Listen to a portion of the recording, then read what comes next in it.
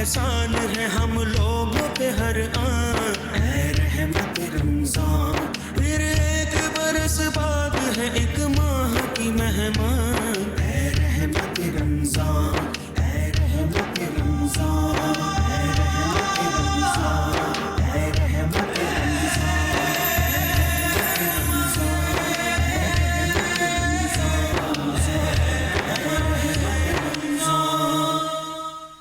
أعوذ بالله من الشيطان الرجيم.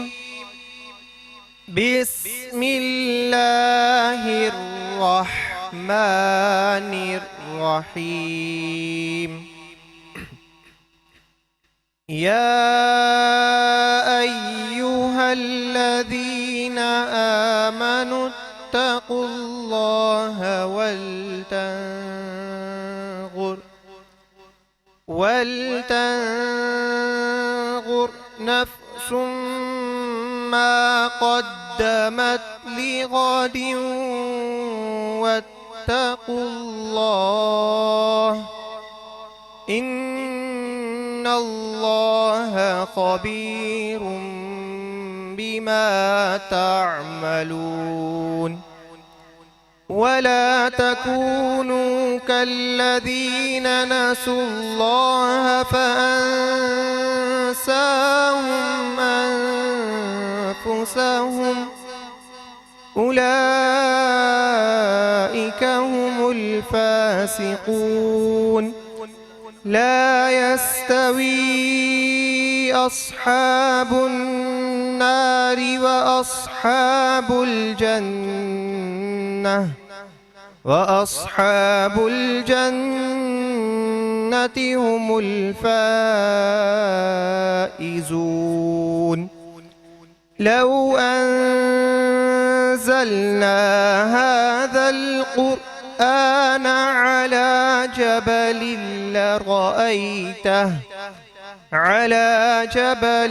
لرأيته خاشعا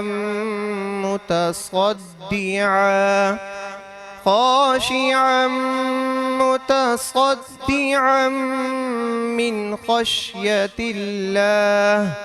وتلك الأمثال نضربها للناس لعلهم يتفكرون.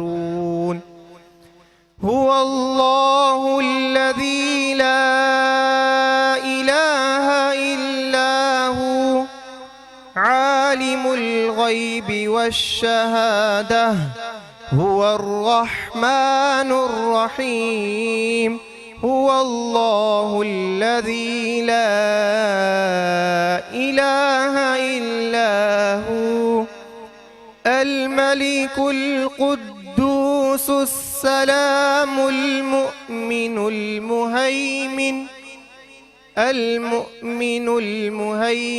العزيز الجبار المتكبر. سبحان الله عما يشركون. يسبح له ما في السماوات والأرض وهو العزيز الحكيم. صدق الله العظيم.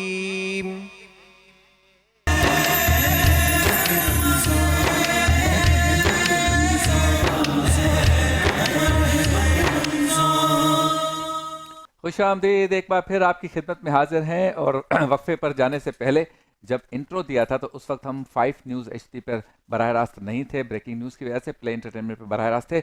आज हमने इंट्रो में बात की किसी इंसान की जान लेना, और थोड़ा सा गुस्सा आ गया मुझे उन लोगों पे जो ऐसे लोगों की जान लेते हैं जिनकी जान लेने से उन्हें सिर्फ 20,000 का फ़ायदा होना है। यानी मोबाइल किसी ने अगर आपको नहीं दी, आप छीनने गए थे, आपने उसको गोली मार दी। ATM से वो पैसे निकाल रहा था तनख्वाह के, आज बच्चे की फीस भरनी थी 6,000 रुपये, राशन लेना था 8,000 का, आप वो 15-20 हज़ार रुपये निकालने गए, आप अंदर घुस गए और ATM में उसने पैसे नहीं दिए या देने में थोड़ी सी उसने लेतोलाल से काम लिया, आपने उसको गोली मार दी। ऐसे भी लोग हैं जो खुद नहीं मारते, सुपारी देते हैं। मेरी दुकान के सामने दुकान खोली है, साले का जनाजा निकले, जी जाए इसको मार दो। इस तरह कारोबारी रकाबत, सब्र नहीं है। एक इंसान की जान लेना पूरी इंसानियत की जान लेना है। और सरकार ने फरमाया मुसलमान की जान की हुर्मत काबतुल्लाह से ज्यादा है।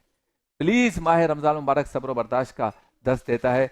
हम और आप, हम सबको चाहिए कि हम जब इस तरह की कोई कैफियत आ भी जाए तो किसी की जान ना लें, बात कर लें, गुस्सा कर लें, थोड़ी नोक झोंक हो जाए, किसी को बीच में डाल लें, ठंडे दिमाग के साथ, ठंडे जहन के साथ, ठंडे कल्ब के साथ, कुशादा दिली के साथ सरकार दो आलम सल्लल्लाहु अलैहि वसल्लम पर दरूद पाक पढ़े तो आपकी तबीयत में जो है वो ठंडक हो जाएगी। सामने वाले को भी समझाएं और लोगों को भी चाहिए कि तनाज़ात को इस कदर आगे ना बढ़ाएं कि किसी की जान लेनी पड़े। चलते हैं एक ऐसे सेगमेंट की जानिब जिसमें मैं आपसे बात करता हूं और आप घर बैठे बगैर मुझ तक आवाज़ पहुंचे मुझसे बात करते हैं। इसलिए सेगमेंट का नाम है आओ बात करें।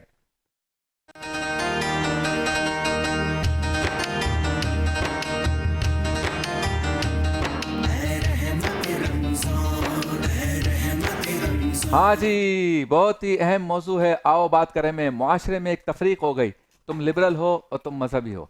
इस तफरीक से मुतालिक हम बात करेंगे। क्या तफरीक है?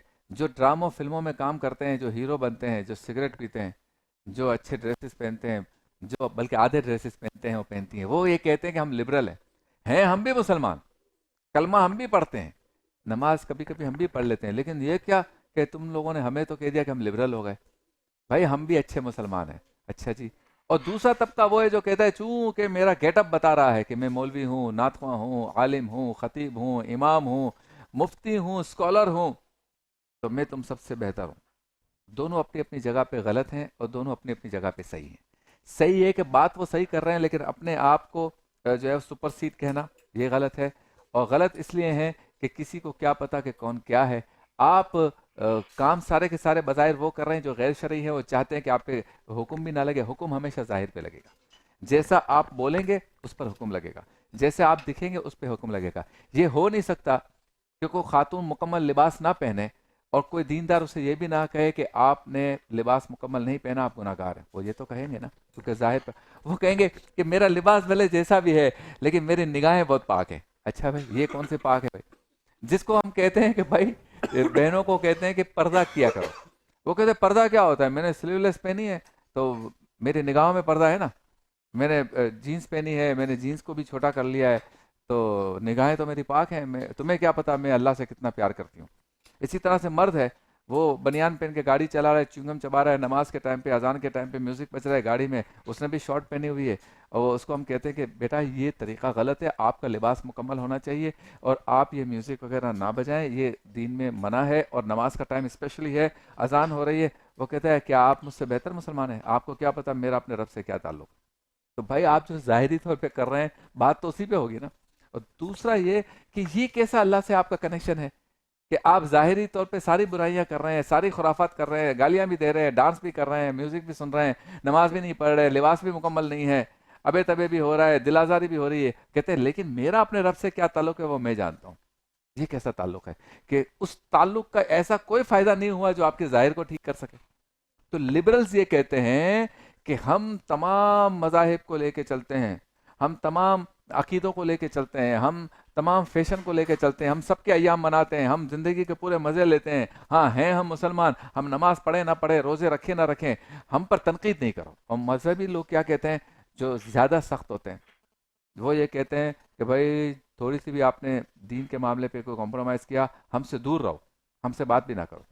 ऐसे में एक खुशाइन बात यह है कि एक ऐसा पढ़ा लिखा तबका आया जिसने एक ऐसी राह निकाली कि बर्दाश्त, तहम्मुल, नरम मिजाजी के साथ वो दीन की तबलीग कर रहे हैं। और जब उन्होंने दीन की तबलीग का आगाज़ किया तो कुछ लोगों में फ़र्क आना शुरू हो गया। हम जब रमज़ान ट्रांसमिशन की बात करते हैं ना, तो मुझे चूँकि 18 मुसलसल साल हो गए, किसी भी साल कोई गैप नहीं आया। मैं हर साल अल्हम्दुलिल्लाह रमज़ान में स्क्रीन पर नज़र आता हूँ। 18 ईयर्स हो गए। शायद पाकिस्तान में किसी के पास भी ये रिकॉर्ड नहीं होगा। लेकिन जब हम रमज़ान ट्रांसमिशन की बात करते हैं तो मुझे याद है कि आज से 12-13 साल पहले लोग कहते थे भाई आप इतनी सिंपल रमज़ान ट्रांसमिशन करते हैं, कोई ऐसी रमज़ान ट्रांसमिशन करें कि आप ऑडियंस को जो है वो कहें कि भाई मियाँ बीवी इधर आएँ और बीवी जो है वो शोहर को मेकअप करे और मेकअप करने पर जब उसको लड़की बना दे तो आप उसको मोटरसाइकिल इनाम में दे दें। अच्छा भाई और क्या करूँ मैं? कहते और आप ये करें कि लड़कियों से कहें किधर हैं लड़कियां, सीटियां बजाएं, जो सबसे अच्छी सीटी बजाएगा उसको जूसर ब्लेंडर दूंगा। मैंने कहा अच्छा और क्या करूँ मैं? कहते आप रमज़ान ट्रांसमिशन में लें जैसे शेख असद साहब के पास में खड़ा होता हूँ ना, तो चीज़ें पड़ी होती हैं, कोई फ्रूट पड़ा हुआ है तो केला, अमरूद, जो भी है, इवन आम आ जाए तो आप किसी के मुंह पे मल दें, उसको कहे मैं मलता जाऊंगा, तुमने कुछ कहना नहीं, मैं तुम्हें गाड़ी दे दूंगा इनाम में। मैंने कहा अच्छा और क्या करो रमज़ान ट्रांसमिशन? बोला और आप ख़वातीन के बीच में बैठ जाएं, खुद मोटरसाइकिल चलाएं, पीछे किसी की बहन बेटी को बिठाएं, ये करें वो करें, और सारे के सारे जो है वो फौहिश कलिमात अदा करें। मैं कहूँगा, मैं कहता हूँ, मैं हमेशा कहूँगा मेरे से ये नहीं होगा। फिर ये भी कहा जाता है कि आप अपने शो में जो है वो ख़वातीन को बुलाएं, को होस्ट भी रखें, मेहमान भी ख़वातीन हों, अदाकारा भी हों, फलां भी हों, गाने वाली हों। मैं सबका एहतराम करने के लिए तैयार हूँ, लेकिन प्लीज़ हमसे वो काम तो ना कराएं जो दीन की असल असास के ख़िलाफ़ है। इसीलिए रमज़ान ट्रांसमिशन के तक़द्दुस को जब 12-14 साल पहले मुझे लोग कहते थे कि तुम पामाल करो और रेटिंग की तरफ आओ, हम अपने बात पे कायम रहे। आज पूरी दुनिया और पूरा पाकिस्तान ये कहता है कि रमज़ान ट्रांसमिशन हो तो ऐसी हो। अल्हम्दुलिल्लाह हमने रेटिंग भी हासिल की और हमने दिलों में जगह भी हासिल की और हम अल्लाह और उसके रसूल के आगे सुरखरू भी हुए। हमारी ट्रांसमिशन में जो कंटेंट होता है उसमें हम मज़हब और लिबरल की तफरीक नहीं करते, हम बताते हैं जिसका जो काम है, जिसको जो काम करना चाहिए वही करे। अब मिसाल के तौर पर अगर कोई शख्स किसी दीन की जगह पर बैठकर या जहाँ पे दीन की बात होनी है उस जगह पर बैठकर उसको कहा जाए कि तुम प्रोग्राम करो, और 2 हफ्ते पहले उसकी एक फिल्म आई है जिसमें वो स्विमिंग पूल में किसी खातून हीरोइन के साथ नहा रहा है, तो उसकी ज़बान में क्या असर होगा जब वो कहेगा कि सब मिलकर आज अहद करो कि माह रमज़ान मुबारक में हम जो है अल्लाह और उसके रसूल की इताअत करेंगे। भाई 2 हफ्ते पहले आपकी इताअत तो नज़र आ गई थी कि आपने कितनी की है। प्रॉब्लम यह है कि हमारे यहाँ जब दिल की बीमारियों से मुतालिक कोई प्रोग्राम होता है तो डॉक्टर को बिठाया जाता है, और ऐसा ही होना चाहिए। वहाँ बस के कंडक्टर को नहीं बिठाया जाता। इसी तरह से अगर किसी को बताया जाए कि मुझे गाड़ी सिखाओ, गाड़ी कैसे चलानी चाहिए, तो वहाँ पर हम गधा गाड़ी चलाने वाले को नहीं कहेंगे कि तुम स्टीयरिंग पे बैठ के मुझे कार चलाना सिखाओ। मतलब ये कि जिसका जो काम है वही कर सकता है ना। तो ये रमज़ान ट्रांसमिशन या दीन का कोई काम या खिताब करना या खतीब का या नमाज पढ़ना या मिंबर पर बैठकर लोगों को दीन की तालीम देना, ये दीनी लोगों का ही काम है। आप मुसलमान ज़रूर हैं लेकिन ये आपकी फील्ड नहीं है। इसलिए हम आपसे कहते हैं कि जिसकी जो फील्ड है वो करे। मुझे कुकिंग ना आती हो और मैं लाइव प्रोग्राम में कुकिंग शुरू कर दूं और आपको कहूँ कि आओ मैं आज आपको बताता हूँ कि बिरयानी कैसे पकाई जाती है, तो वो बिरयानी तो नहीं बनेगी क्योंकि मुझे आती ही नहीं है। लेकिन ज़बरदस्ती में बैठ जाऊँ तो मुझ पर तनकीद तो होगी ना। अब मुझे वो तनकीद बर्दाश्त करनी चाहिए। हमारे यहाँ ये है कि मुझ पर तनकीद भी ना करो, मैं सारे उल्टे काम करूँ, और सामने वाला तनकीद करे, सामने वाला बुरा काम करे ना करे, फ़ौरन हम तनकीद कर देते हैं। तो मजहबी होना और लिबरल होना, इसकी तफरीक माशरे में बढ़ती चली जा रही है। टॉक शोज़ में भी दीनदार तबका और दुनियादार तबका आपस में लड़ता रहता है। अगर सारे मुसलमान हैं तो आओ मिलके कोई राह निकालते हैं, और राह ये निकालते हैं कि जिसका जो काम है, जिस काम में जिसको स्पेशलिटी है वही वो काम करे, और कोई किसी के मुसलमान होने पे उंगली ना उठाए तावक्त ये कि ज़ाहिरन उसकी कोई ऐसी हरकत और सकनात ना हो। और जो लोग अपने आप को लिबरल कहते हैं या इसमें फ़ख्र महसूस करते हैं वो ख़ुद को लिबरल ना कहें, वो कहें हाँ मैं मुसलमान हूँ, और अपना रहन सहन, गुफ्तगू और अंदाज़े बयां और लिबास पहनने का अंदाज़ और बाकी अपने प्रोफेशन में ऐसी क़यूदात खुद ही सेट करें कि मैं इस लिमिट से आगे नहीं जाऊँगा। अगर आपको कोई डायरेक्टर कहता है कि तुम ड्रामे के अंदर ये वाला सीन करो, तो आप मना भी तो कर सकते हैं, और मना कर भी सकती हैं, खातून भी कह सकती है मैं ये नहीं करूँगा, ये मेरे दीन और मेरी तरबियत के ख़िलाफ़ है। मर्द भी कह सकता है कि मैं ये जुमला अदा नहीं करूँगा, ये मेरे दीन और मेरी तरबियत के ख़िलाफ़ है। अगर हम इस मामले को समझ लें तो इंशाअल्लाह ताला ये तफरीक नहीं होगी। सारे मुसलमान आपस में भाई भाई हैं, और इस नुक्ते को सामने रखते हुए अगर इस्लाह का पहलू निकाला जाए तो बिल्कुल निकल सकता है। मुफ्ती इसाक मदनी साहब क्या कहेंगे सवाल से? बिल्कुल दुरुस्त बात है कि हमारे माशरे में जो तफारीक़ हैं ये इंतहाई एक्सट्रीम पर पहुँच चुकी हैं, हर एक अपनी अपनी जगह पर खड़ा हुआ है। तो बहरहाल ये कि एतदाल का रास्ता निकालना चाहिए और मुकालमे को फ़रोग़ देना चाहिए। यानी एक आपकी राय है, एक मेरी राय है, एक दूसरे की राय का एहतराम करें, बातचीत करें, और फिर उसमें जो मुस्बत चीज़ें हैं, जो पॉजिटिव चीज़ें हैं उनको लीजिए और लेकर के आगे बढ़िए। अगर मुकालमे का अंदाज़ हमारा नहीं होगा, मुबाहिसा हमारा नहीं होगा और सिर्फ झगड़ा होगा, मुजादला होता जाएगा, तो फिर कभी भी ये मसाइल हल नहीं होंगे। हुआ यह है कि जब से ये सोशल मीडिया आया ना, इसने हमें बेबाक कर दिया। यानी अगर कोई बात हो तो हर बंदा अपनी वीडियो बनाकर अपनी राय का इस तरह बबांगे दोहल इजहार कर रहा होता है कि जो क्या कहिए उनको, कि मतलब चीज़ें हमारे सामने आए दिन नज़र आ रही होती हैं। यहाँ तक के मामलात हो गए हैं कि अभी किसी चैनल पर इसी रमज़ान ट्रांसमिशन में शादी की बहस जो है मतलब वो चली है। हाँ। और भाई एक से ज़्यादा शादी करनी चाहिए नहीं करनी चाहिए, क्या कहता है कुरान पाक सूरह निसा में उसके तफसीली अहकामात बयान फरमाए गए हैं कि किन कंडीशन में शादी करनी चाहिए और वो इजाज़त दी गई। हिम्मत रखो, साथ खड़े। अल खिदमत फाउंडेशन पाकिस्तान, हम साथ खड़े हैं। नहीं होगी तुम्हारी अय्याशी, पता नहीं वो इस्लाम की वो तावील व तशरीह बयान की, यहाँ तक के कह दिया कि कोई आम के दरख्त है कि आप जाके आम से जो है मतलब दरख्त से तोड़ना शुरू कर दो। अच्छा। तो मतलब आपका जो शोबा नहीं है, आपकी जो फील्ड नहीं है, आप किसी आलिम को बिठा लेती, आप जो है रिलीजियस स्कॉलर को बिठा के उनसे पूछती कि क्या हमारा जो एक कॉन्सेप्ट है क्या ये दुरुस्त है। सवाल करने के अंदाज में भी तो बात की जा सकती है। तो अपना मसला जो है दूसरे पे इम्पोज कर देना और बात करने के बैठी कि जो हम कहना वो सही है, तो ये कतन जो नामुनासिब है। और मेरी मालूमात के मुताबिक उनकी अपनी 3 तलाक़ें हो चुकी हैं। हाँ। तो अब मसला ये है कि आप एक घर भी ना बसाओ, और अगर कहीं कोई शख्स अगर निकाह सानी की कोई बात कर रहा है या कोई शख्स नहीं भी कर रहा, तो आप उसको इस अंदाज से ताबीर करें कि गोया कि वो गुनाह की तरफ जा रहा है, नाफरमानी की तरफ जा रहा है। तो वही वाली बात है कि दीन के मामलात को ज़रा देखने की ज़रूरत है।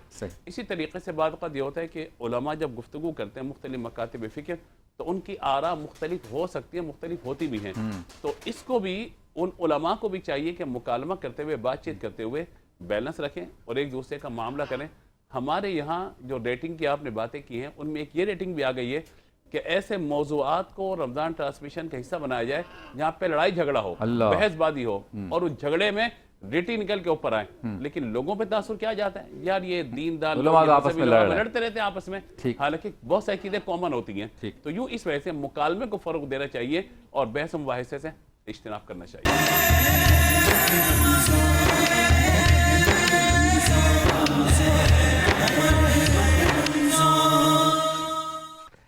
खुशामदीद, एक बार फिर आपकी खिदमत में मौजूद हैं और आप देख रहे हैं रहमत रमज़ान की ये रूह परवर नशरियात। इफ्तार के बाबरकत लम्हात में चलते हैं उस सेगमेंट की जानिब जिसमें हमारे बहुत ही प्यारे मुफ्ती मोहम्मद इसाक मदनी साहब आपके सामने अल्लाह के नबियों में से किसी एक नबी का तस्करा करते हैं।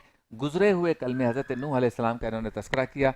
चूँकि तस्करा या वो वाक़यात या गुफ्तगू थोड़ी तवील थी, तो आज उसी का दूसरा हिस्सा पेश करेंगे। जी मुफ्ती साहब। बिस्मिल्लाहिर्रहमानिर्रहीम।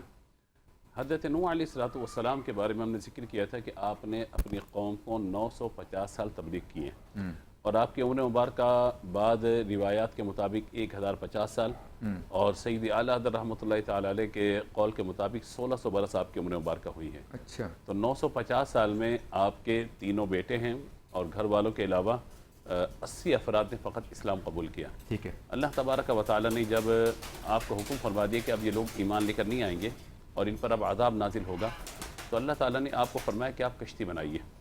वस्नाइल फुल्क कुरान पाक में सूरह हूद में बयान फरमाया गया। तो आपने कश्ती बनाना शुरू की और वो कश्ती जो है 2 साल के अंदर तैयार हुई। अब कश्ती जब बना ली तो वो 3 मंजिला थी, यानी निचला हिस्सा, ऊपर का और उसके ऊपर वाला, ग्राउंड फर्स्ट और सेकंड फ्लोर समझिए ऐसा। तो निचले हिस्से के अंदर आपने हशातुल अर्थ को रखा, ऊपर हिस्से के अंदर चौपाए रखे, हर चीज़ का नर और मादा जोड़ा रखा, और उसके ऊपर सबसे बुलंद मंजिल पर आप और आपके जो मुत्तबईन थे वो वहाँ पे तशरीफ़ फरमा थे। सही। अब ये किश्ती जो है जब बना रहे थे आप, तो कौम के सरदार आते थे, कहते थे कि आप ये क्या काम कर रहे हैं? तो आपने फरमाया कि मैं किश्ती बना रहा हूँ। कहा ये क्या है? कहा कि मैं इसमें बैठूँगा और ये पानी पर चलने वाली होगी। उन्होंने कहा हमारे अतराफ़ में तो पानी मौजूद ही नहीं है। तो फरमाया अन करीब तुम्हें अल्लाह तबारक व तआला की तरफ से ये पैगाम आएगा कि तुम ईमान लाओ वरना तुम हलाक कर दिए जाओगे, और ये किश्ती फिर पानी पे चलती होगी, तुम सब हलाक को बर्बाद कर दिए जाओगे। अल्लाह। तो जब अज़ाब का वक्त आया तो अल्लाह तबारक व तआला ने आपको फरमाया कि आप अपने मुत्तबईन को तमाम को किश्ती में सवार करें। आप सवार हो गए। हत्ता इज़ा जाअ अमरुना फ़ारत तन्नूर। तो आपके लिए हुक्म ये था कि जब तन्नूर में से, जो रोटी लगाने का तन्नूर होता है, उसके अंदर से जब पानी निकलना शुरू हो जाए तो आप समझिए कि आदाब के आसार जाहिर हो गए। तो पानी इस तरह निकला कि ज़मीन से भी निकला। बार ने फरमाया कि तन्नूर से बड़ा ज़मीन से पानी का निकलना है और आसमान से भी पानी का नासिल होना है। 40 साल तक मुसलसल बारिश होती रही। अच्छा। 40 साल तक ज़मीन से भी पानी निकलता रहा, ऊपर से भी आसमान से पानी आता रहा। अच्छा। तो बिल्कुल तहस नहस जो है वो सारा मामला हो गया। हम समझ सकते हैं कि हमारे शहर कराची के अंदर जब बारिश आती है और पानी जब आ जाता है, और ज़्यादा बारिश में जब ज़्यादा पानी आ जाता है तो क्या हालत हो जाती है हमारी। एक बारिश के अंदर हमारा ये मामला, तो वहाँ पे 40 दिन तक ज़मीन से भी पानी निकल रहा है और आसमान से भी पानी आ रहा है। तो आप अंदाज़ा लगे कि क्या सूरत हाल बनी होगी वहाँ पर। तो सब के सब हलाक और बर्बाद हो गए। कश्ती के अंदर आप तशरीफ़ फरमाते तो अल्लाह तबारक व तआला ने उस कश्ती को महफूज रखा, और ये भी रिवायत के अंदर है कि काबतुल्लाह शरीफ को भी आसमानों पर उठा लिया गया था। अच्छा। और सिर्फ एक पहाड़ मौजूद था जिसको पहाड़ जूदी कहा गया, वो कदीम पहाड़ था। अल्लाह ने उस पहाड़ को सलामत रखा क्योंकि कश्ती ने वहाँ पे जाके ठहरना था। 10 रजब को आप सवार हुए कश्ती के अंदर, और 10 मुहर्रम को 6 महीने के बाद वो कश्ती चलती रही यहाँ तक कि जूदी पहाड़ पर जाकर ठहरी। और उसके बाद अल्लाह तबारक व तआला ने ज़मीन को बिल्कुल खुश्क फरमा दिया, और फिर ज़मीन पर आपने एक बस्ती बनाई और उसमें आपके जो लोग थे वो आबाद हुए, और अल्लाह तबारक व तआला ने फिर आपकी नस्ल को जारी रखा। तो ये वाक़या हमें बताते हैं, मैंने इख्तिसारन बिल्कुल खुलासतन आपके सामने जिक्र किया ताकि एक पैगाम के तौर पे बात पहुंच जाए कि बाद औक़ात आसमान से आने वाला पानी या ज़मीन से निकलने वाला पानी ज़रूरी कि रहमत ही हो, बाद औक़ात अल्लाह का अज़ाब भी होता है। तो ये हमें देखना चाहिए, गौर करना चाहिए। इंशाअल्लाह जब आइंदा हम कौम लूत के, कौम आद के और कौम सालेह का जिक्र करेंगे, कौम समूद का जिक्र करेंगे, तो इंशाअल्लाह उन चीज़ों को हम जिक्र करेंगे कि बाद औक़ात एक बंदे की नाफरमानी पूरी कौम पर अल्लाह के अज़ाब के नाज़िल होने का सबब बन जाती है। तो ये चीज़ें हमें बताती हैं जो कुरान पाक के वाक़यात हैं।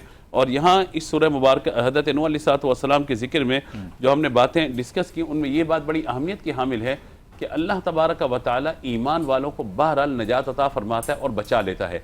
दूसरा ये है कि आपने हर जोड़ा रखा, यानी नर व मादा का जोड़ा रखा, और उसी से फिर अल्लाह तबारक व तआला ने आगे चीज़ों को जो है रवाना फरमाया कि अगर तुम्हें किसी मूजी जानवर, ख़ास तौर पर सांप और बिच्छू का डर हो, तो तुम यूँ कहो सलामुन अला नूहिन फिल आलमीन। कि अल्लाह तबारक व तआला ने हज़रत नूह अलैहिस्सलाम पर जो सलाम को नाजिल फरमाया, तो ये मुआहिदा था उन मूसी जानवरों का नूह अलैहिस्सलाम से कि वो किसको तकलीफ नहीं पहुँचाएंगे। तो ये अल्लाह ताला ने कायनात के निज़ाम को चलाना था और सिलसिले को चलना था आगे।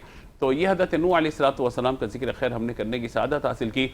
कुरान की 10 सूरतों में आपका जिक्र है, लेकिन हमने कोशिश की कि कल और आज का मिला के 10 मिनट के अंदर उस सारी गुफ्तगू को समेट कर खुलासतन जो है लोगों के सामने पेश कर सकें। अल्लाह ताला हम सबको अमल की तौफीक। बहुत खूब मुफ्ती साहब, बहुत खूब। इंशाल्लाह कल एक और अल्लाह के नबी का तज़किरा करेंगे। चलते हैं उस सेगमेंट की जानिब जिसमें हमारे साथ होते हैं हमारे हेल्थ एक्सपर्ट हम्माद अहमद शाह, और रोज़ाना वो हमें बताते हैं बीमारियों से बचने के लिए दवाइयों की ज़रूरत नहीं है, एहतियात की ज़रूरत है। इसीलिए सेगमेंट का नाम है एहतियात लाजिम है।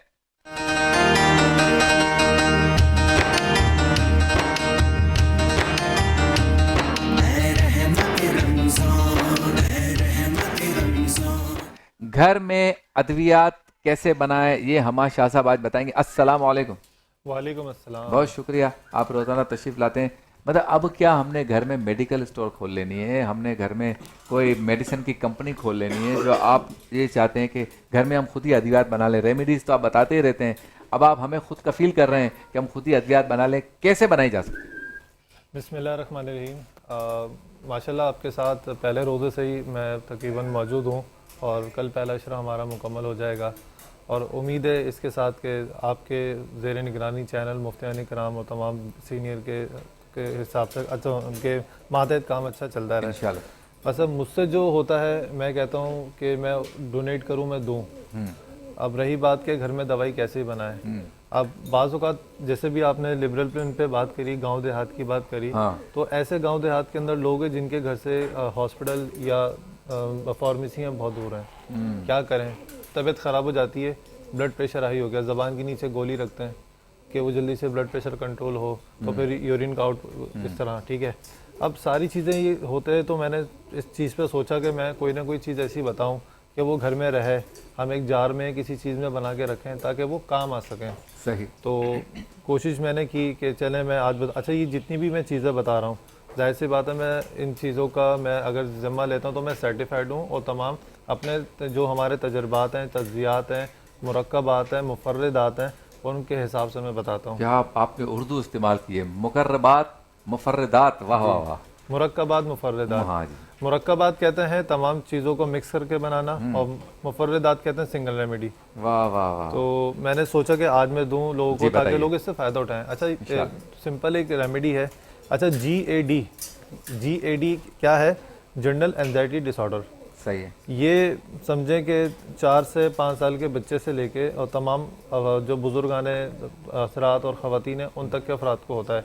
कैसे होता है कि किसी भी बारे में फ़ौरन सोचना, फ़ौरन से हल्का सा बुखार हो जाए घबरा जाना, किसी की बात से खौफ आ जाना, हादसा दे के टेंशन हो जाना, घबराना, उल्टी मतली होना, लूज मोशन, सर में दर्द, जोड़ों में दर्द, सुस्ती, काहली, आंखों से पानी बहना, तमाम तरह की चीज़ें हैं।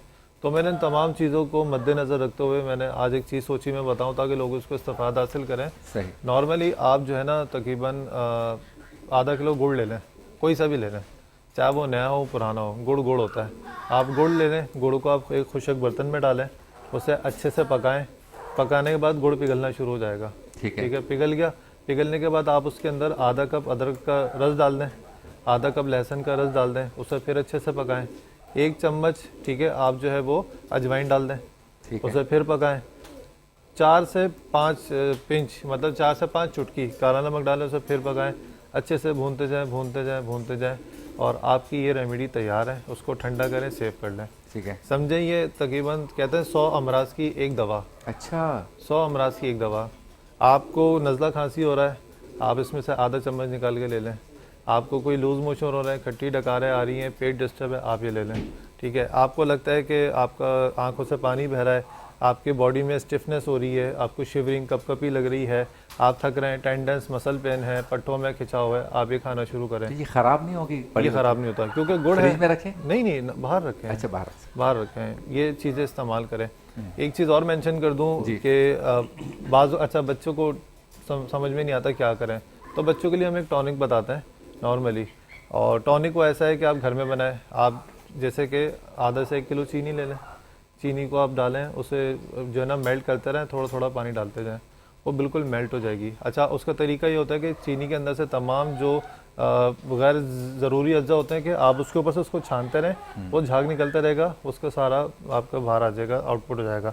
उसके अंदर आप अगर आपको लगता है कि हमें कोई ऐसा टॉनिक बनाना है, आप उसके अंदर गुलाब के फूल डाल दें। ठीक है, उसे पकाएं, अच्छे से पकाएं, पकाएं पकाएं पकाएं और उसका एक्सट्रैक्ट निकल जाएगा, उसे छानने के बाद घर में रखें। ये जैसे अर्के शीरी या नॉर्मली कोई टॉनिक आपका तैयार हो गया। ठीक है, आप इसे डेली 1.5 से 2 चम्मच रोज़ाना पीने लग जाएं। इंशाल्लाह ताला आपको ऐसा लगेगा कि मतलब कि जो काम आधा या 1 गिलास दूध का फ़ायदा नहीं दे रहा, वो 2 चम्मच ये टॉनिक आपको ये काम देगा। अच्छा। तो ये इस तरह की चीज़ें हमें घर में रखनी चाहिए ताकि देखें एंटीबायोटिक का रोल एक अपनी जगह है और वो ज़रूरी हो गई है जिस तरह का हालात और बीमारियां हैं, जिस तरह का एरा चल रहा है, जिस तरह की डिजीज़ आ रही हैं, लोगों में अद्वियात में ग़िज़ाओं में रेजिस्टेंस बहुत आ गया है। सही। ठीक है, तो इस वजह से ये चीज़ें घर में होना भी इसलिए ज़रूरी है ताकि आप एंटीबायोटिक्स की तरफ कम से कम जा सकें।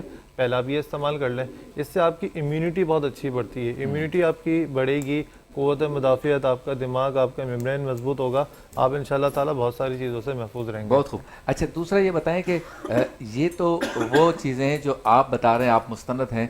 बाज़ लोग अपनी तरफ से दवाइयाँ बनाना शुरू कर देते घर में। अच्छा, कुछ मोहतरम जनाब डॉक्टर गूगल साहब ने और मोहतरम जनाब हकीम यूट्यूब साहिबा ने हमारे साथ ये ज़्यादती की है कि लोग यूट्यूब और गूगल पे जाते हैं और वहाँ से दवाइयाँ, ये 2 चीज़ें यहाँ से ले लो, 2 उधर से ले लो, और पंसारी की दुकान पे गए और उससे देखकर जो सोशल मीडिया पे देखा उन्होंने चीज़ें की तो या तो फ़र्क नहीं पड़ा उनकी सेहत पे, या वो मर्ज़ ख़त्म नहीं हुआ, या उल्टा कुछ हो गया। ऐसे लोगों के बारे में क्या कहेंगे? अच्छा, मैं एक एग्जांपल इसमें कोट करूँ। पिछले साल 2024 में मेरा एक शो चल रहा था, उसमें मैराथन के कोई साहब आए थे। अच्छा। उन्होंने मैराथन की कोई रेस में विन किया था, तो उनके साथ मेरे शो चल रहे थे, तो ब्रेक में हमारी बात हुई, तो एक केस आया हुआ था, मतलब एक ऑडियंस में से ही था। तो उन्होंने कहा कि मुझे किसी ने रेमेडी, मैंने गूगल से वो यूट्यूब से रेमेडी ली और मैंने वेट लूज़ करने के लिए वो रेमेडी ली है। अच्छा। तो कहनी कि मेरा 94 kg वेट था, अब मेरा 52 हो गया। मैं हैरान रह गया। तो मैंने कहा आपकी एज क्या है? उन्होंने कहा मेरी 27-28 साल बताई, मैरिड भी थी और मुझे वो लग रही थी 45 से 44 साल की। अच्छा। हुआ क्या था कि वो रेमेडी उन्होंने वेट तो कम कर दिया, लेकिन उनकी बॉडी के अंदर से ना फाइब्रोब्लास्ट को तबाह कर दिया। अच्छा। फाइब्रोब्लास्ट क्या होता है? हमारी स्किन यहाँ पे ठहरी हुई है ना, तो इसके अंदर एक जेल है, कुदरत ने, अल्लाह ताला ने हमें एक जेल दी है। ठीक है। एक सिलिकॉन दिया है, वो सिलिकॉन बह बह के उनके जिस्म से निकल गया, पूरी वो लटक गई। सारा डिटॉक्सिफिकेशन का और ही साइड इफेक्ट हो गया। अल्लाह। तो क्या हुआ कि उनकी स्किन जो लिफ्ट अप थी वो सारी ढीली हो गई, वो बिल्कुल ऐसे लटक गई। इवन कि उनके बाल तक भी जो है ना, मांग नहीं बनी थी, यूं बिल्कुल ऐसे हुई हुई थी वो। अच्छा। और ऐसे ही सुस्त हो गई। मतलब दुबला पतला होने के लिए कोई ऐसी दवाई नहीं इस्तेमाल कर सकते कि जो आपकी सेहत के लिए ज़रूरी है, उतना मोटापन भी नहीं ना रहे या वो अज्जा भी ना रहे? अच्छा, मैं एक चीज़ और बताऊं कि सबसे पहले ना क्या होता है कि पानी है ना, पानी, हम लोग पानी भी नहीं पीते, कि हम ज़्यादा पियेंगे हमें वॉशरूम जाना पड़ेगा। 0.03 मैं एक वैल्यू बताता हूँ, 0.03 मल्टीप्लाई आप कैलकुलेट कर लें अभी लाइव शो में, जैसे कि मेरा वेट अभी 90 kg है, 0.03 multiply by 90 is equal to जो एक वैल्यू आ जाएगी कैलकुलेटर पे ये 2.7 है। अब मुझे दिन में 2 लीटर मतलब 2 लीटर में 8 गिलास आते हैं, 2 लीटर और 70 तकरीबन 10 गिलास हो गए। 10 गिलास मुझे पानी पीने हैं। एक तो मैं पानी पीऊंगा तो मुझे कोई भी बीमारी कोई भी आर्जा लाहक नहीं होगा, ठीक है। इसी तरीके से कोई भी मेडिसिन होती है ना, तो सबसे पहले आप किसी तबीब, हकीम, डॉक्टर, फिजिशियन कहीं भी जाते हैं, आपका BMI टेस्ट किया जाएगा जिसको कहते हैं बॉडी मास इंडेक्स। ठीक है। आपकी बॉडी लैंग्वेज को, आपकी कंसिस्टेंसी को आपको देखते हुए आपको वो नुस्खा तजवीज़ किया जाएगा कि आपको इतने ग्राम में इतना फायदा होगा तो इतने ग्राम में इतना नहीं होगा। सही। तो यानी उसके डोज को भी आपके जिस्मात और आपके वजन के हिसाब से बिल्कुल। जितने भी अभी पेंसार स्टोर बैठे हुए हैं, मैं एक बात बता दूं, ये पेंसार स्टोर भी बैठे हुए ना, इनके लिए भी जो है क्या कहते हैं नुस्खा साजी का, दवा साजी का कोर्स होता है। ऐसे नहीं दे सकते, तजवीज़ कर सकते। इसी तरीके से फार्मेसी टेक्नीशियन का भी कोर्स होता है। तो लिहाजा ठीक है, उनका अपना एक तजर्बा होगा, मैं उनको ब्लेम नहीं कर रहा, लेकिन किसी भी तरह से कोई काम करें आप मशवरा ज़रूर करें। बहुत खूब।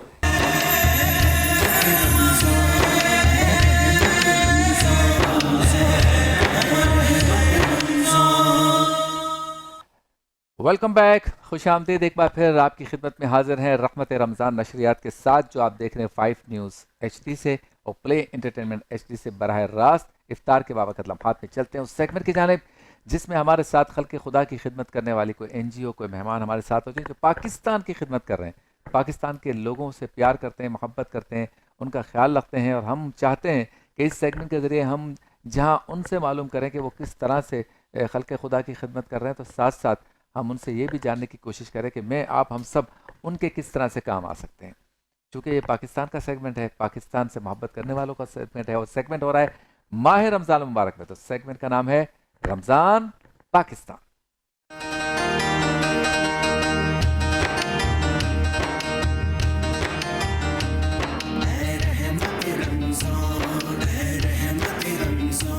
मौजूद है हमारे साथ पेशेंट वेलफेयर एसोसिएशन PWA के 2 रिप्रेजेंटेटिव, दोनों नौजवान हैं और इनसे मेरी कमोबेश हर साल मुलाकात होती है।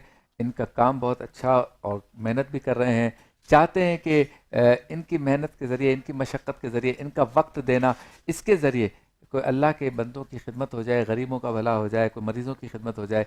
और ये ज़्यादातर इनका मरकज़ जो है वो सिविल हॉस्पिटल है और दिन रात ये नौजवान लगे रहते हैं, ख़ुद भी पढ़ते हैं, पढ़ाते भी हैं, समझते हैं, समझाते हैं, सीखते हैं, सिखाते हैं। और हम सब के लिए मिसाल राह है, बेखुसूस नौजवानों के लिए, कि किस तरह से आपने ज़िंदगी में बाकी कामों के साथ साथ ये काम भी करना है। मौजूद है हमारे साथ नौजवान मोहम्मद हसन आसिफ। अस्सलाम वालेकुम। वालेकुम अस्सलाम। बहुत शुक्रिया, आप तशरीफ़ लाए बेटा। और इनके साथ हैं मासफा अनवर। बहुत शुक्रिया, आप भी तशरीफ़ लाए, आपको भी अस्सलाम वालेकुम। अच्छा, सबसे पहले तो ये कि आसिफ मोहम्मद हसन, आप ये बताएं कि आपने कब से ज्वाइन किया पेशेंट वेलफेयर, और जब आपने ज्वाइन किया तो आपने क्या देखा, ये किस तरह से काम कर रहे हैं और इस वक्त तक क्या काम हो रहा है? जी, तो मैंने अपने फर्स्ट ईयर में ज्वाइन किया था, मैं अपने फाइनल ईयर में आ चुका हूँ। तो 4 साल पहले। क्या पढ़ रहे हैं आप? MBBS कर रहा हूँ, MBBS स्टूडेंट हूँ डॉ मेडिकल कॉलेज के। अच्छा। तो मैंने अपने फर्स्ट ईयर में ज्वाइन किया, तो हमारे पास उस टाइम से लेकर अब तक हमारी 2 सर्विसेज हैं। ठीक है। ब्लड ट्रांसफ्यूजन सर्विसेज की और थैलेसीमिया सर्विसेज की। ठीक है। ब्लड ट्रांसफ्यूजन सर्विसेज के अंदर हमारा वॉलंटरी ब्लड बैंक है, जो कि पाकिस्तान का largest single outlet blood bank है। अच्छा। रोज़ाना की बुनियाद पर 150 से ज़ायद स्क्रीन ब्लड प्रोडक्ट्स डिस्पैच किए जाते हैं। उसके अलावा थैलेसीमिया सर्विसेज के बारे में बताऊं तो उसके अंदर हमारा थैलेसीमिया डे केयर सेंटर आता है। वहाँ पे हमारे पास 200 रजिस्टर्ड थैलेसीमिया के मरीज़ हैं, जिनको हर 15 से 20 दिन बाद जो blood transfusion, iron chelation therapy, supporting medications और जो डिफरेंट टेस्ट होते हैं वो सब कुछ completely free of cost provide किए जा रहे हैं। और ये हमारी दोनों सर्विसेज कंसल्टेंट हीमाटोलॉजिस्ट, ट्रेन डॉक्टर्स और ट्रेन स्टाफ की ज़रिए निगरानी हम ये फराम कर रहे हैं अल्हम्दुलिल्लाह कम्प्लीटली फ्री ऑफ कॉस्ट। वैसे भी सिविल हॉस्पिटल में तो बहुत रश होता है, लोगों को बहुत ज़रूरत होती है, तो आपकी तो ये खून की जो सर्विसेज हैं ब्लड की, वो सिविल हॉस्पिटल के लिए काफ़ी हो जाती होंगी? जी बिल्कुल, सिविल हॉस्पिटल में हमारा बेसिक जो हमारी पॉपुलेशन है जिसको हम केटर करते हैं वो सिविल हॉस्पिटल ही है। बट थ्रू आउट कराची हमारे पास रिक्वेस्ट आती हैं PWA पे, और हम सारी रिक्वेस्ट को अल्हम्दुलिल्लाह केटर करते हैं जिनको हम कर सकते हैं। इसके लिए क्या करते हैं, कैंप्स वगैरह लगाते हैं? बिल्कुल, हम अपना ब्लड स्टॉक मेंटेन करने के लिए through out the year different जगहों पे ब्लड कैंप्स अरेंज करते हैं। कॉर्पोरेट्स में, कम्युनिटीज़ में आउटरीचेस करते हैं, लोगों को बताते हैं ब्लड डोनेशन अवेयरनेस के हवाले से। डिफरेंट कॉलेजेस में, स्कूल्स के अंदर हम ये ब्लड कैंप्स अरेंज करते हैं और उसके अलावा अवेयरनेस के लिए भी काम करते हैं इसकी। ठीक है, मासफा आप बताएं कब आपने ज्वाइन किया है PWA? मैंने अपने फर्स्ट ईयर में ज्वाइन किया था, अब मैं थर्ड ईयर में आ गई, तो मेरे लिए इट वुड बी 2 साल। And again I remember because हम लोग MBBS में आते हैं तो एक सॉर्ट ऑफ पैशन होता है कि लोगों की हेल्प करनी है, काम करना है। एंड आई रिमेंबर जब मैं PWA में आई थी तो ये सारी चीज़ें हम लोग को बहुत सामने दिखती हैं कि आप ब्लड बैंक में जाते हैं तो पेशेंट्स की जो रिक्वेस्ट होती हैं और उनकी सारी चीज़ें केटर हो रही होती हैं हमारे सामने। और जब आप हमारे थैलेसीमिया डे केयर सेंटर जाते हैं तो सारी ब्लड ट्रांसफ्यूजन्स और उनकी मैनेजमेंट एंड पेशेंट से इंटरेक्शन, ये सारी चीज़ें बहुत डायरेक्ट इम्पैक्ट करती हैं। तो आई थिंक इस वजह से भी बहुत मेरे ऊपर भी इम्पैक्ट आया था कि oh this is what I want to do. तो हाँ ये अच्छा, वैसे MBBS करने वाले तमाम स्टूडेंट्स तो सोशल फील्ड में नहीं जाते, कुछ लोग कुछ ही जाते हैं, तो आपको ये शौक कैसे आ गया, बाकी आपके दोस्तों को नहीं आया? It really depends. I think सबसे बड़ा मेजर फैक्टर जो आ जाता है वो पैशन और एक एहसास का आ जाता है। जैसे मैंने बताया जब मैं जाके डायरेक्ट देखा तो आप देखते हैं कि आपके दिन की थोड़ी सी मेहनत से कितना डायरेक्ट इम्पैक्ट आता है। लोगों की सिर्फ ज़िंदगी का एक छोटा सा हिस्सा है लेकिन उनकी पूरी जानें बच रही होती हैं। तो अगेन वही चीज़ है जिसकी वजह से मैं PWA में रही और अभी तक अब हमारे लिए दिन में थोड़ा सा हिस्सा निकालना और काम करना इतनी बड़ी मुश्किल बात नहीं लगती। ठीक है, थैलेसीमिया के बच्चों के बारे में ज़रा बताएं हमारे नाजरीन को, कितनी मुश्किल से गुजर रहे होते हैं इनके वालिदैन, बच्चा कितना सफ़र कर रहा होता है और PWA इस सिलसिले में क्या काम कर रहा है? जी बिल्कुल, थैलेसीमिया की जो बीमारी है वो असल में एक खून की बीमारी है जो पेरेंट्स से उनके बच्चों में ट्रांसफ़र होती है। अब जो थैलेसीमिया का एक पेशेंट होता है ज़्यादातर वो बच्चे होते हैं, उनके बॉडी जो है वो उस हिसाब से खून नहीं बना सकती, तो उनको हर 15-20 दिन बाद या हर कुछ हफ्तों में खून चढ़ाने की ज़रूरत होती है, ब्लड ट्रांसफ्यूजन की ज़रूरत होती है। और ये पूरा सिलसिला जो होता है वो काफ़ी ओवरवेलमिंग होता है और बच्चों के लिए भी मुश्किल होता है कि हर कुछ वक्त के बाद उनको ब्लड ट्रांसफ्यूजन्स कराना। पेरेंट्स के लिए मुश्किल होता है कि इन सबको केटर करना। PWA इन तमाम चीज़ों को जो पेशेंट्स हैं हमारे, उनकी blood transfusions time to time, उनकी मेडिकेशंस, उनके लैब टेस्ट, ये तमाम चीज़ें कम्प्लीटली फ्री ऑफ कॉस्ट उन्हें प्रोवाइड करता है। और जितनी भी कॉम्प्लिकेशंस अगर आती हैं तो उससे भी जो हमारे लैब टेस्ट होते हैं वो इसीलिए होते हैं कि इन केस कुछ मसला है तो हम उन्हें फ़ौरन रेफ़र कर सकें, उनका ट्रीटमेंट करा सकें और इसी तरह उनके मैनेजमेंट को कितने बच्चे होंगे जो आपके यहाँ से हर महीने मुस्तकिल होता है मेरे ख्याल से काम, तो कुछ तादाद बता सकते हैं? हमारे थैलेसीमिया डे केयर सेंटर में फ़िलहाल अराउंड 200 के करीब बच्चे थैलेसीमिया पेशेंट्स रजिस्टर्ड हैं जिनकी मैनेजमेंट हम लोग फ्री ऑफ कॉस्ट डील करते हैं। बहुत खूब। अच्छा ये बताएं मोहम्मद हसन आसिफ के इसमें जो सबसे ज़्यादा मसला आता है ब्लड में वो उसका केयर करना है, ब्लड साफ़ सुथरा जरासीम से पाक हो, ये सारी एक टेक्नोलॉजी है, तो क्या पूरी टेक्नोलॉजी PWA के पास मौजूद है और लोग आप पर एतमाद भी यकीनन करते हैं? और ये भी बताएं कि जो लोग दीगर ब्लड बैंक्स के पास जाते हैं जिनके पास इन चीज़ों का ख्याल नहीं रखा जाता तो नुकसान क्या हो सकता है इसका? जी तो देखिए, सबसे पहले तो मैं बता दूं कि हमारे पास स्क्रीनिंग होती है, हर एक ब्लड प्रोडक्ट की स्क्रीनिंग होती है WHO की क्राइटेरिया के मुताबिक। सही। WHO ने एक क्राइटेरिया सेट कर दिया है कि इन 5 पैरामीटर्स के ऊपर हर ब्लड प्रोडक्ट ट्रांसफ्यूजन से पहले स्क्रीन होना चाहिए: hepatitis B, C, syphilis, malaria and HIV। तो अनस्क्रीन ब्लड का ख़तरा यही होता है कि अगर अनस्क्रीन ब्लड हो तो उससे मरीज़ों को ये जिसको भी ब्लड ट्रांसफ्यूज़ होगा उसके अंदर ये बीमारी होने का ख़दशा होता है। तो इसके लिए बहुत ज़रूरी है कि हम जो भी ब्लड प्रोडक्ट हो वो किसी रेप्यूटेबल ब्लड बैंक से हो और वो प्रॉपर्ली स्क्रीन्ड हो। अल्हम्दुलिल्लाह PWA में सारे ब्लड प्रोडक्ट्स अल्हम्दुलिल्लाह स्क्रीन्ड होते हैं। अच्छा, दूसरा ये बताएं कि आपने कहा कि ये ब्लड डोनेशंस जो हैं वो आप एक कैंपेन के ज़रिए लोगों को कायल करके तरगीब देकर या कन्वेंस करके लेते हैं, मुश्किलात आती हैं इसमें कि जितनी उम्मीद थी भाई इतने लोगों ने ब्लड नहीं दिया? जी, इसके अंदर थोड़ा सा ये चीज़ है कि हमारे पास पाकिस्तान के अंदर वॉलंटरी ब्लड डोनेशंस का रुझान बहुत कम है। वॉलंटरी ब्लड डोनेशंस नहीं तो हमारे पास जब भी कोई डोनर आता है तो हमारे पास कुछ 10% के अराउंड वॉलंटरी ब्लड डोनेशंस का रुझान है, बाकी सारी की सारी डोनेशन एक्सचेंज बेसिस पर होती हैं। अच्छा, तो मैंने अपना ब्लड दे दिया, जो मेरा है वो आपने रख लिया और मुझे जिस ग्रुप की ज़रूरत है वो आपने मुझे बिल्कुल ठीक। तो इसके लिए हमारी यही कोशिश होती है कि हम ज़्यादा से ज़्यादा लोगों को बताएं कि इसका कोई नुकसान नहीं होता, आपका जिस्म वापस उस खून को बना लेता है। अच्छा, कोई जिस्मानी नुकसान नहीं होता, कोई सेहत पे नुकसान नहीं होता और आप आगे बल्कि 3 ज़िंदगियां बचाने में आप अपना एक किरदार अदा कर रहे हैं, जो एक बहुत बड़ा सदका जारी है। तो हमारी यही कोशिश होती है कि ज़्यादा से ज़्यादा लोगों को आगाह करें इसके बारे में और इस तरह कैंपेन्स। अच्छा, मैं जैसे बेटा आपसे पूछता हूँ कि आप मुझे कह रही हैं बार बार कि भाई शब्बीर भाई आप ब्लड दें, ब्लड डोनेट करें, ब्लड डोनेट करें। मैंने ब्लड दे दिया। मैंने ब्लड डोनेट किया ना, मैंने आपसे कहा कि मुझे कहाँ फंसा दिया, मुझे तो चक्कर आ रहे हैं, मुझे लग रहा है मैं कमज़ोर हो गया हूँ। ऐसा होगा मेरे साथ या मैं झूठ बोल रहा हूँ? बहुत सारे जो लोगों की कंसेप्शन होता है कि वो खून देने के बाद उन्हें उनकी तबीयत ख़राब हो जाएगी, या बहुत सारे मिसकंसेप्शंस होते हैं, मिथ्स होते हैं। लेकिन जहाँ तक बात वीकनेस की होती है, जो वीकनेस अगर वैसे तो नॉर्मली नहीं होता, लेकिन अगर तो किसी को फील होती है तो बेरली कुछ मिनट्स के लिए होता है, लेकिन इंसान अगेन आपकी बॉडी हेल्दी है माशाल्लाह, तभी आप ब्लड डोनेट कर सकते हैं। तो वो आपकी बॉडी उसी चीज़ को रिकवर कर जाती है, और फिर आप रिफ्रेशमेंट्स देंगे, आप थोड़ा सा रेस्ट करेंगे, तो नॉर्मली नहीं होता, लेकिन इन केस अगर होता है तो कुछ मिनट की बात होती है ना, आपकी बॉडी खुद ही रिकवर कर जाती है। ऐसा किसी ने कहा कि भाई मैं खून तो दे देता हूँ, डर बहुत लग रहा है, मैं अपना खून नहीं दे सकता, फिर खून के बाद मुझे लस्सियाँ वस्सियाँ पिलाओ, कुछ करो, ज़रा ताकत आ जाए, ऐसा कहते हैं असम? जी जी, जो वॉलंटरी डोनर्स, हमारे पास जो डोनर्स होते हैं, ब्लड डोनेट करने के बाद जो हमारा क्राइटेरिया होता है, जो प्रोटोकॉल होता है, अगर वो फॉलो किया जाए कि एक रिफ़्रेशमेंट दी जाती है, उसके अलावा मरीज़ को कहा जाता है कि आप थोड़ी देर के लिए लेटे रहें। सही। तो जो एक प्रोटोकॉल होता है, तो उसके बाद हमारे पास कुछ नहीं होता, उसके अंदर हमारे पास कोई चक्कर नहीं आते, कोई कमज़ोरी नहीं होती, बिल्कुल इस तरह की कोई चीज़ ये नहीं होती। कन्फर्म है ये खून दोबारा बन जाता है?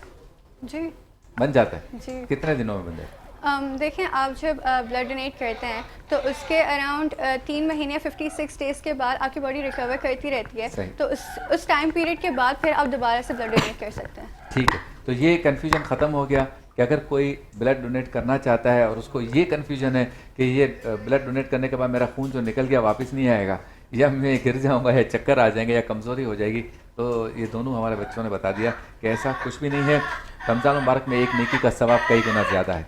हम माह रमज़ान मुबारक में जहाँ दीगर चीज़ों के लिए अपने अतियात, खैरात, ज़कात हम अतिया करते हैं अपने माल हलाल में से, तो क्यों ना इन नौजवानों को जो कि डॉ मेडिकल कॉलेज से निकले आज से 40-45 साल पहले, और बेड़ा उठाया कि थैलेसीमिया के मरीज़ बच्चों का हम इलाज करेंगे, हम ब्लड डोनेट का जो मामला, ब्लड की जिनको ज़रूरत होती है उनको हम ब्लड प्रोवाइड करेंगे, और नीट, क्लीन, साफ़ सुथरा WHO के तमाम पैरामीटर्स के मुताबिक, तो इनका हम साथ क्यों नहीं दे सकते?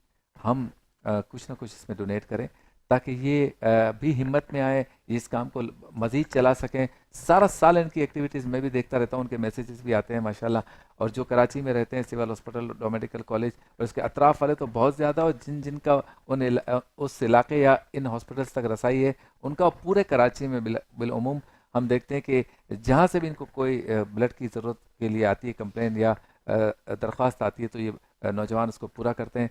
तो ज़रूर अपने ये अकाउंट नंबर्स आपकी टेलीविज़न स्क्रीन पर हैं, इसमें आप अतियात जमा कराएं। आप भी अपील कर सकते हैं, कैमरा आपके सामने है, और एक अपील आप भी कर सकती हैं। जी, मेरी तमाम व्यूअर्स से यही दरख्वास्त है कि रमज़ान के इस रहमतों और बरकतों वाले महीने में जहाँ हर एक नेकी का अजर कई गुना बढ़ जाता है, आप अपने ज़कात और अतियात देते हुए इन थैलेसीमिया के मरीज़ों और उन हज़ारों मरीज़ों को जहन में रखें जो पेशेंट्स वेलफेयर एसोसिएशन पर डिपेंड करते हैं। पेशेंट्स वेलफेयर एसोसिएशन ऐसे अनगिनत मरीज़ों और इन थैलेसीमिया के मरीज़ों को बिल्कुल मुफ्त इलाज फराम कर रहा है, और ये सब कुछ सिर्फ़ और सिर्फ आपके एहसास से मुमकिन है। वाह। आप आगे बढ़िए, अपनी ज़कात और अतियात पेशेंट्स वेलफेयर को एसोसिएशन को दीजिए। आपका दिया गया हर एक रुपया किसी के लिए ज़िंदगी का सहारा बन सकता है। बहुत शुक्रिया। जी बेटा, आप जितने भी लोग हमें देख रहे हैं और सुन रहे हैं, मेरी बस एक ही अपील है, एक ही रिक्वेस्ट है कि नॉर्मली जब हम जान बचाने के अमल की बात करते हैं तो हम उसे डॉक्टर से एसोशिएट करते हैं, लेकिन हम सबको जान बचाने के लिए डॉक्टर होना ज़रूरी नहीं है। आप अपने अतियात और सदक़ात के ज़रिए PWA के थ्रू लाखों लोगों की जान बचाने में हमारी मदद कर सकते हैं। हम जितने 46 ईयर्स से कामयाबी के साथ अपनी सर्विसेज फ्री ऑफ कॉस्ट लोगों को प्रोवाइड करते आ रहे हैं, ये सब आप ही के सपोर्ट और आप ही के डोनेशन ज़कात के थ्रू पॉसिबल रहा है। तो अगेन हम यही आपसे दरख्वास्त करते हैं कि आप आगे आएँ और हमारा साथ दें। हमारे अकाउंट नंबर्स, अकाउंट डिटेल्स हमारी वेबसाइट पर भी मौजूद हैं। आप अपने ज़कात और डोनेशंस PWA को दें और हमारे विजन में, हमारे मिशन में हमारे साथ दें। बहुत शुक्रिया मोहम्मद हसन आसिफ, आपका आप तशरीफ़ लाए, और मासरा अनवर साहिबा आपका शुक्रिया, आप तशरीफ़ लाए। मुझे खाकिसार को ये सादत मिली कि आपके इस नेक काम में मैंने चंद जुमले कह दिए। अल्लाह ताला आपको मज़ीद हिम्मत, ताकत और तौफ़ीक़ अता फरमाए, हम सबको भी कि हम ऐसे इदारों का साथ दें।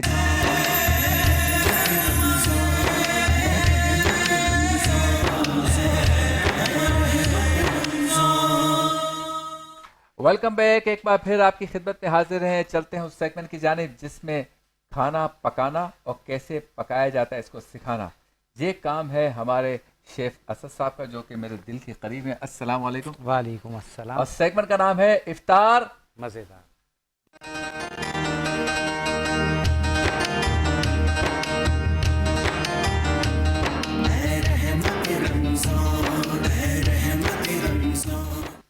आप सोच रहे होंगे ये मेरे हाथ में क्या ले लिया, क्या कहते हैं असद भाई? ये है स्पाइडर स्पून। अच्छा, स्पाइडर तो उसको कहते हैं मकड़ी को। मकड़ी का जाला देखें ना, ये जाला बना हुआ है। तो ये वैसे क्या काम करता है? ये किसी भी चीज़ को स्ट्रेन करने के लिए, लाइक कबाब, पकोड़े, समोसे। हाँ, इसको स्ट्रेन जदीद करने जदीद चीजें आप लोग ले आए। वैसे पहले तो सिंपल सिंपल होती थी सारी चीजें। बिल्कुल। अब जैसे जैसे ज़माना तरक्की कर रहा है, मॉडर्न चीज़ें मॉडर्न हो रही हैं, शॉर्ट हो रही हैं, उसी तरह टूल्स जो हैं वो भी डिफरेंट आने शुरू हो गए हैं और चेंज नाम भी नहीं पता हम लोगों को, ऐसी ऐसी चीजें। देखें, अगर इसको आप यूँ इसको गौर से देखें ना, तो ये देखें मकड़ी का जाला है। बिल्कुल ऐसा ही। तो इसलिए इसको स्पाइडर। अच्छा, ये है स्पाइडर। और आज बनने जा रहा है बारबेक्यू चिकन स्लाइडर। और साथ ही बनेगा उसकी सैलेड यानी कोलेस्ट्रॉल। जरा बताइए। बिल्कुल जी, आज जो स्लाइडर हम बना रहे हैं, बेसिकली स्लाइडर जो है वो बर्गर की एक फॉर्म है। बर्गर ही है बेसिकली, लेकिन ये कि बस उसका नाम थोड़ा सा चेंज हो गया है और उसका स्टाइल थोड़ा सा चेंज हो गया है। अच्छा, अब ये जो आज हम स्लाइडर बना रहे हैं, इसको हम बना रहे हैं पोटैटो बन में। ठीक है, पोटैटो बन ये इस वक्त मेरे पास यहाँ मौजूद हैं। इंशाल्लाह बन किसी एपिसोड में मैं पाव आपको बनाना सिखाऊंगा, जिसमें हम पाव भाजी बनाएंगे। सही। तो हम पाव इंशाल्लाह यहाँ सिखाएंगे, लेकिन इस वक्त मेरे पास यहाँ पोटैटो बन्स हैं। उसके साथ हम यूज़ करेंगे इसमें चिकन का ब्रेस्ट पीस है। इसको हम कीमा, अभी हम चॉपर में कीमा करेंगे और इसको इसके जो स्पाइसेस हैं वो सारी चीज़ें हम इसमें यूज़ करेंगे, जिसमें हम यूज़ करेंगे नमक, पिसी हुई काली मिर्च का इस्तेमाल होगा, बारबेक्यू सॉस का इस्तेमाल होगा। उसके साथ हमने यूज़ करना है मोज़रेला के अलावा हम यूज़ करेंगे आज चेडर चीज़। ठीक है, चेडर चीज़ के साथ प्याज, आइसबर्ग मेरे पास यहाँ मौजूद है, और उसके साथ सैग का यहाँ पर मेरे पास मस्टर्ड सॉस मौजूद है, ये हम यूज़ करेंगे।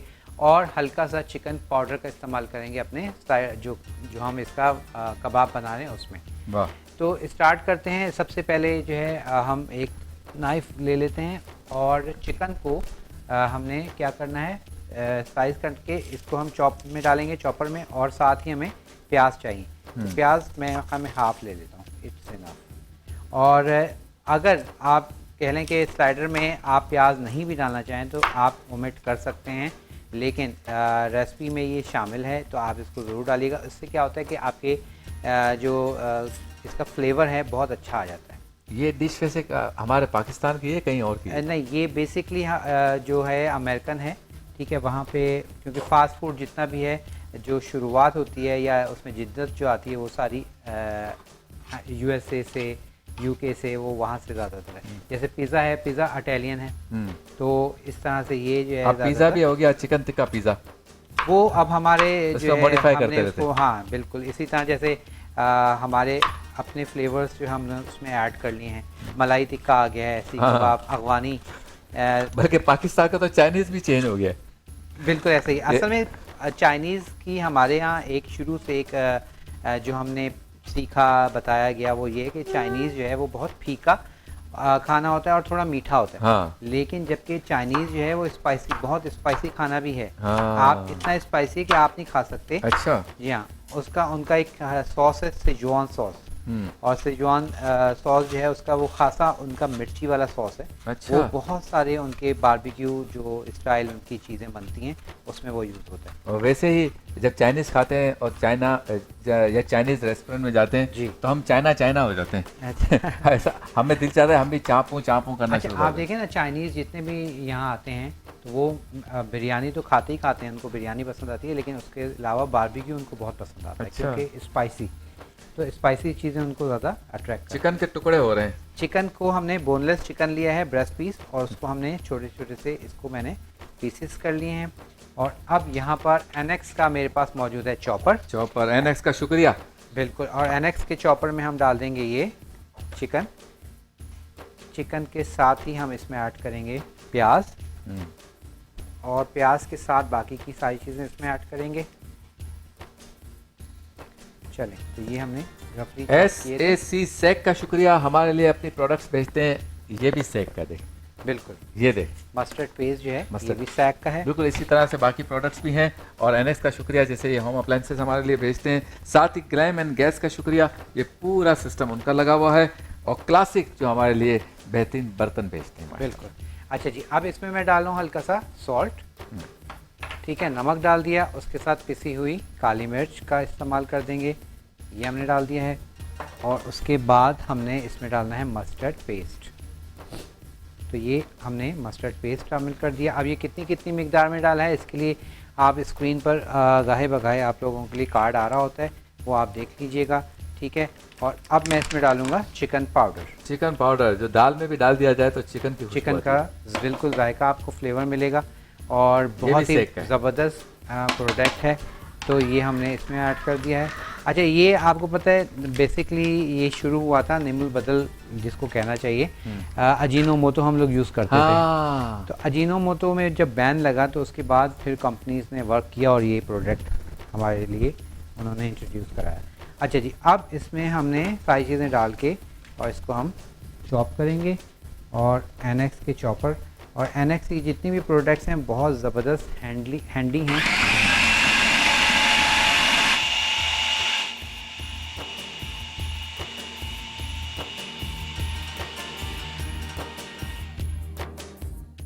ठीक है जी, ये हमारे पास चिकन में सारी चीज़ें हमने रेडी कर ली हैं। अब एक हम पैन लेंगे। अच्छा, स्लाइडर्स में बेसिकली क्या होता है कि इसमें एज सच हमें कबाब बनाने की ऐसा ज़रूरत नहीं होती, बल्कि हम इसमें सारी की सारी चीज़ें, अब आप देखेंगे कि हमने इसको कीमे को डन कर लेना है, बस इसको पका लेना है। चलिए, ग्लैम गैस का हॉब ऑन करते हैं और उसके बाद ही अब पैन ले लिया है। पैन में हमने बहुत ही लाइट सा आप कह लेंगे ऑयल डालना है, जस्ट हल्का सा, और उसके बाद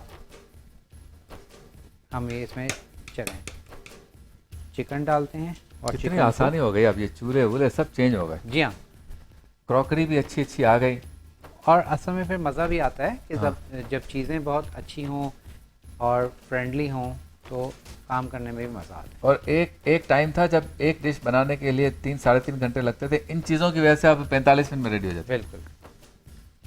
अच्छा, उसमें उसका ये है कि अगर आपने थोड़ा सा अपने टाइमिंग आपने अगर अपनी रखी हुई है, मेंटेन रखी हुई है, तो वो फिर आपका और सारा काम बहुत जल्दी। और वो सारे शौहर जो कि अपनी बीवियों के तानों से परेशान है खाने के मामले पे, और ये ताना मीठा मीठा होता है, मुझे भी घर जाना है, तो मैं इसलिए यही कहूँगा कि जब वो कहते हैं ना, बेगम साहिबा कहती हैं आपको क्या पता हम खाने पकाते हैं इतनी देर लगती है, आपको पता चले जब आपको पकाना हो तो इतनी चीज़ें लेनी पड़ती हैं सबका।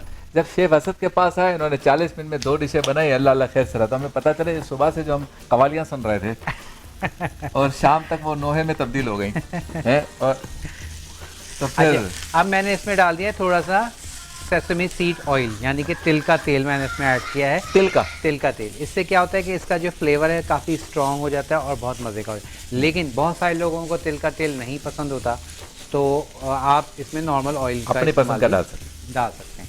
बस इसको हमने, क्योंकि चिकन का कीमा है आपको पता है भाप में ये फटाफट से गल जाता है और डन हो जाता है, तो बस इसको हमने जस्ट इस तरह से रेडी करना है। उसके बाद फिर हम इसको बन में फिल करेंगे और सॉस डाल के इसको सर्व करेंगे। अब तक तो ये हुआ है कि ब्रेस्ट पीस जो है चिकन बोनलेस का उन्होंने लिया अपने असद भाई ने, और प्याज को कटिंग की, चिकन के पीसेस को कटिंग की, इन सबको डाल दिया एनएक्स के चॉपर में, और फिर इसमें आपने 3 चीज़ें मेरे ख्याल में डाली हैं, नमक, काली मिर्च और ये मस्टर्ड। वो तो नहीं डाला ना अभी? जवाब आपका बिल्कुल दुरुस्त हुआ, मेरे लिए वाटर कूलर इनाम। और जो है ये सारे का सारा इसमें चला गया। बाइक नहीं दे सकते, नहीं तो हम बाइक दे देते। चले एक टायर दे दे आगे वाला, ये हैंडल दे दें। चलें जी। अच्छा, कुछ नहीं दे तो वो जो जिसको आप बचपन में कहते थे ना पीप पीप बजाने वाला, वही दे दें, अब उसी से खुश हो जाएंगे। आपके हमारे हम सब के इंतहाई पसंदीदा शेफ असद, कैसे हैं आप? अल्हम्दुलिल्लाह। अच्छा जी, वक्फे पे जाने से पहले क्या था और अभी क्या हो गया? वक्फे पे जाने से पहले हमने चिकन का कीमा रेडी किया था, साथ ही उसमें चॉपर में हमने प्याज डाल दिया था, मस्टर्ड पेस्ट डाल दिया था, नमक और काली मिर्च डाल के इसको हमने कीमा बनाया। उसके बाद तिल का तेल मैंने डाला तकरीबन 1 चाय का चम्मच, और उसके बाद उसको हमने इस तरह से ये देखें टर्न कर लिया। ऑयल ज़्यादा नहीं डालना क्योंकि ये इस तरह से रूखा होना चाहिए। अब इसमें हम डालेंगे ये बारबेक्यू सॉस, ठीक है जी। तो अब असल में ये उल्टा हाथ मेरा पड़ता है, लेकिन कोई बात नहीं, आपको दिखाना है। तो ये हमने बारबेक्यू सॉस जो है इसमें हमने ऐड कर दिया। बारबेक्यू सॉस ऐड करके अब इसको हमने अच्छे से मिक्स करना है, लाल लाल हो जाएगा, ठीक है। ये हमारे पास बारबेक्यू वाले स्लाइडर्स का जो मिक्सचर है वो हो गया तैयार, ठीक है। ऐसी खुशबू आ रही है इसमें, बारबेक्यू सॉस की बहुत अच्छी खुशबू और जायका, मुझे तो खैर मेरा तो फेवरेट है ये वाला सॉस, बारबेक्यू सॉस बहुत मज़े का लगता है। अच्छा, अब हमने क्या करना है, यहाँ पर आते हैं और स्लाइडर्स को मैंने कट कर लिया था, जो हमारे बंद थे इनको हमने कट किया हुआ है, ठीक है। ये देखिए इस तरह से हमने बंद कर लिया, इसको कट कर लिया, और एक मैंने रोक लिया था कि इसको आपके सामने कट करके दिखा देंगे, ठीक है। सिंपल आपने इसको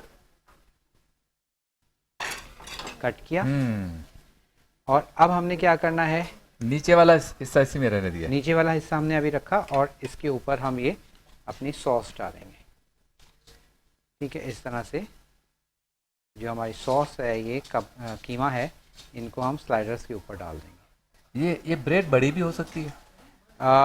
बिल्कुल, इसको बड़े बन में ही बना सकते हैं, लेकिन अमूमन ये स्लाइडर्स जो है छोटे बन में बनाए बेसिकली इसकी जो रेसिपी है उसके लिए छोटा बन, लेकिन कोई हार्ड एंड फास्ट रूल नहीं है, आप बड़ा चाहें तो बड़ा, जैसे हम बन कबाब वाले बन लेते हैं। छोटा तो मेरे जैसे कमजोर के लिए है ना, अगर कोई मुस्तदा का खाना है तो उसके लिए तो आजकल तो वो कहते हैं बर्गर की होता है भाई, हाँ इतना सा छोटा सा, लेकिन ये है कि ये काफ़ी रिच होता है, हैवी होता है। हाँ, हैवी होता है, आपने काफ़ी कीमा नहीं बनाया हुआ है। अच्छा, अब इसके बाद इस पर हमने ये चीज़ के स्लाइस रखने हैं। वाह वाह वाह वाह, इसकी भी क्या बात होती है, ठीक है। और इसको हमने क्या करना है, इसको हम कट कर लेंगे, ठीक है, और इस तरह से फैला। बच्चे तो खुश हो जाएंगे देखकर, बिल्कुल, बन भी है, चीज़ भी है। और ये अगर आप जैसे अगर आप चीज़ लवर हैं तो आप इसमें, आपकी चॉइस है, मैंने इसमें चेडर चीज़ रख रहा हूँ, आप इसमें मोज़रेला चीज़ भी रख सकते हैं, पिज़्ज़ा चीज़ भी रख सकते हैं। अब वो आप पे डिपेंड करता है कि जो आपको चीज़ पसंद है उस हिसाब से आप इसमें रख लेंगे, ठीक है। उसके बाद फिर इसको हमने क्या करना है, सिर्फ और सिर्फ थोड़ी सी देर के लिए हमने इसको ओवन में, माइक्रोवेव में गर्म करेंगे, ताकि हमारी जो चीज़ है वो अच्छे से मेल्ट हो जाएगी और स्लाइडर्स हमारे पास तैयार हो जाएंगे। तो सिंपल और आप कह लें कि शॉर्ट रेसिपी है। तो इस तरह से अब आप इसको बनाएंगे, और अब इसको हमने क्या करना है, हमारे पास ग्लैम गैस का जो यहाँ पर माइक्रोवेव लगा हुआ है, बस उसमें हम इसको रख के अच्छा और इसको गर्म कर लेंगे, ताकि चीज़ जो है वो हमारे पास थोड़ी सी मेल्ट हो जाए। इसको हम क्लोज़ करेंगे, ठीक है। अच्छा, इसमें एक चीज़ और रह गई, वो हम कर लेते हैं आइसबर्ग, ठीक है। आइसबर्ग को आपने इस तरह से हाथ से तोड़ना है।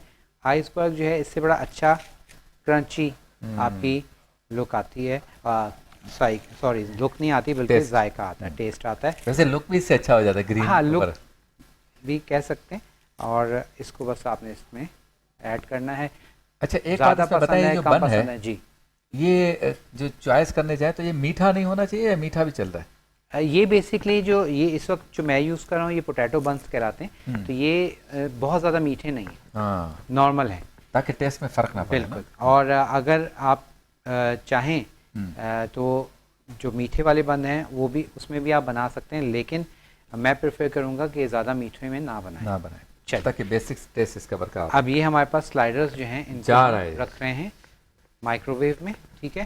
तो यहाँ पर हमारे पास ग्लैम गैस का माइक्रोवेव लगा हुआ है, और इसमें हमने अपने स्लाइडर्स को रखना है, और इसको हमने वाह वाह वाह, ये 1.5 मिनट मैंने दिया है। अच्छा, अब 1.5 मिनट में हम क्या करते हैं, फटाफट से हम अपनी सैलेड बना लेते हैं। सैलेड इसको कहते क्या है? कोलस्लॉ, कोलस्लॉ, ठीक है जी। देखिए कैसे कैसे वर्ड्स जब खाने की चीज़ों के निकलते हैं। बिल्कुल। अच्छा, अब कोलस्लॉ के लिए यहाँ पर मेरे पास मेयोनीज़ मौजूद है, और मेयोनीज़ के साथ ही मेरे पास जो है यहाँ पर चीनी मौजूद है। ये ग्रीन वाला मुझे स्पैटुला जी, थैंक यू। अच्छा, अब यहाँ पर मैंने मेयोनीज़, बहुत सिंपल है, बंद गोभी को आप देख रहे हैं मैंने इस तरह से बारीक बारीक इसको कट कर लिया, श्रेड कर लिया, ठीक है। और इसमें आप चाहें तो हल्की सी गाजर भी हम डालते हैं, बिल्कुल बारीक श्रेड करके, क्योंकि आजकल गाजर का इतना सीज़न नहीं है और गाजर आज मुझे अच्छी मिली नहीं। अच्छा, तो अदरवाइज़ इसमें हल्का सा बस गाजर का टच भी होता है। अच्छा, मेयोनीज़ ले ली है, मेयोनीज़ में मैं डाल रहा हूँ चीनी। कमर्शियली हम चीनी डालते हैं, अदरवाइज़ आप इसमें शहद भी डाल सकते हैं, ठीक है। ये हमने चीनी डाल दी, चीनी डाल के इसको आपने अच्छे से मिक्स करना है। और इस वक्त रेसिपी कार्ड जो है वो भी आपका स्क्रीन पर आ रहा है कि कितनी गोभी, कितने मेयोनीज़ हमने यूज़ करनी है और उसके साथ कितनी हमने इसमें चीनी डालनी है। चीनी डाल के, और पिसी हुई चीनी डालनी है, कहीं आप साबुत जो चीनी होती है वो ना डाल दें, ठीक है। अदरवाइज़ फिर क्या होगा कि वो आपकी रेसिपी ख़राब हो जाएगी। ये हल हो जाती है ना, ये हल हो जाएगी और थोड़ा सा इसको जो आपकी मेयोनीज़ है उसको लिक्विड कर देगी। अच्छा, हम जो मुख्तलिफ ब्रांड्स के जो बारबेक्यू शॉप्स हैं या रेस्टोरेंट्स वहाँ जाते हैं तो वहाँ पे भी कोलेस्ट्रॉल में इस चीनी वगैरह होती है? चीनी बिल्कुल, अच्छा। चीनी डली हुई होती है, देखिए पता नहीं चलता वैसे, क्या बात। ठीक है। अब इसको आपने अच्छे से मिक्स करना है। असल में कुछ जो आप हम लोग बर्गर वगैरह खाते हैं ये ठेलों वगैरह से, तो वो तो उनकी जो मेयोनीज़ होती है वो तो बिल्कुल ही बस गुजारा भी मुश्किल ही है, वो अच्छा। तो नहीं खानी चाहिए। केचप स्पेशली अच्छा। बर्गर वगैरह आप खाएं, क्योंकि वो आपको पता है, आप खुद बनाया हुआ है थोड़ा, और वहाँ से खाएं जहाँ से आपको थोड़ा एतमाद हो। तो अदरवाइज़ कोल्स्लॉ जो वो यूज़ करते हैं, जो उसमें मेयोनीज़ वो बहुत ज़्यादा लोकल होती है और वो सेहत के लिए अच्छी नहीं है। केचप भी इसी तरह केचप का जैसे आपने तस्करा किया, तो असद भाई ये जो बच्चे फ्रेंच फ्राइज खाते हैं ठियों से या ठेलों से, उनकी केचप से तो बिल्कुल नहीं। ही फ्रेंच फ्राइज खाएं, मैं भी खाता हूँ, ऐसी बात नहीं है। कभी हम जाते हैं, दिल चाह रहा होता है, तो मैं कभी भी केचप नहीं लगाता। इवन बर्गर में भी मैं केचप नहीं लगवाता। बर्गर केचप बिल्कुल लोकल तरीके से बनाई जाती है। लोकल क्या, उसमें टमाटर का नामो निशान नहीं है, सब केमिकल्स होते हैं। ओह, तो ये बहुत इंपॉर्टेंट चीज़ है कि हम कहते हैं ना, बाहर की चीज़ें ना खाएं, बाहर की चीज़ें खाएं, बिल्कुल खाएं, लेकिन पता कर लें, चेक कर लें। हाँ, उस जगह से खाएं जहाँ थोड़ा सा आपको लगता है कि हाँ जी ये थोड़ा सा बेहतर जगह है और यहाँ आप खा सकते हैं। चलिए जी, ये हमारे पास और कोल्स्लॉ रेडी हो गई है और अब इस कोल्स्लॉ को हम सर्व करते हैं,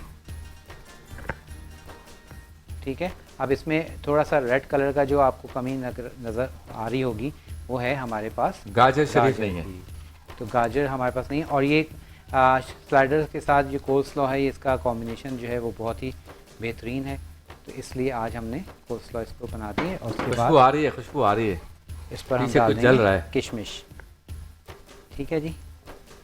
ये हमने किशमिश डाल दी, बाकी की किशमिश में डाल दें।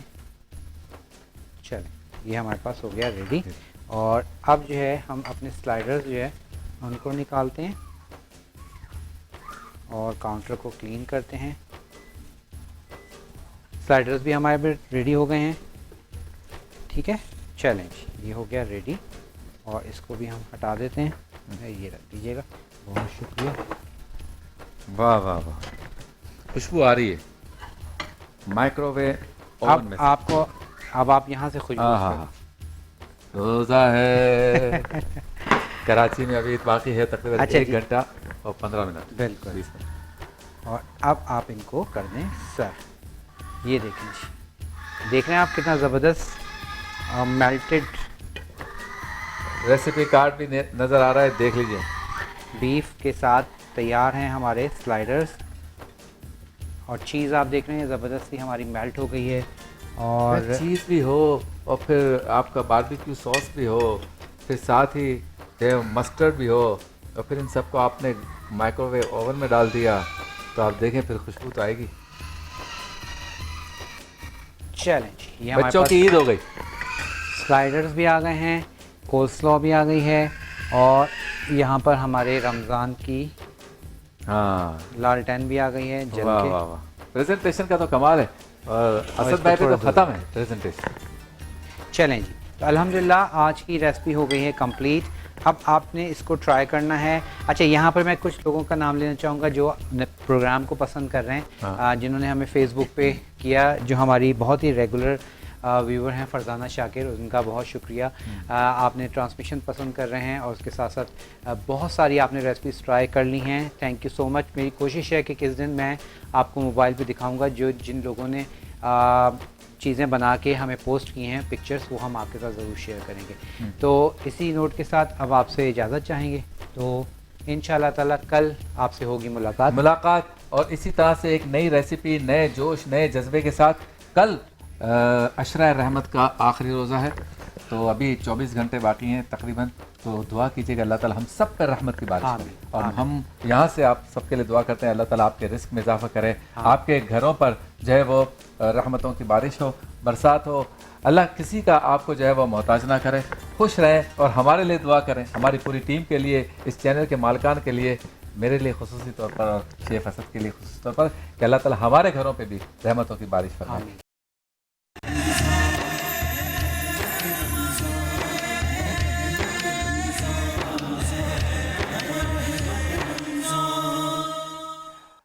खुश आमदीद, एक बार फिर आपकी खिदमत में हाजिर है और आप देख रहे हैं रूह परवर नशरियात इफ्तार के बाबरकत लम्हात में, जिसका नाम है रहमत रमज़ान। 5 न्यूज़ HD और प्ले एंटरटेनमेंट HD से बराह रास्त चलते हैं उस सेगमेंट की जानिब जिसमें उलमाए कराम हमारे साथ होते हैं, इल्म की गुफ्तगू होती है, सीखने सिखाने की गुफ्तगू होती है। सेगमेंट का नाम है आलिम टाइम।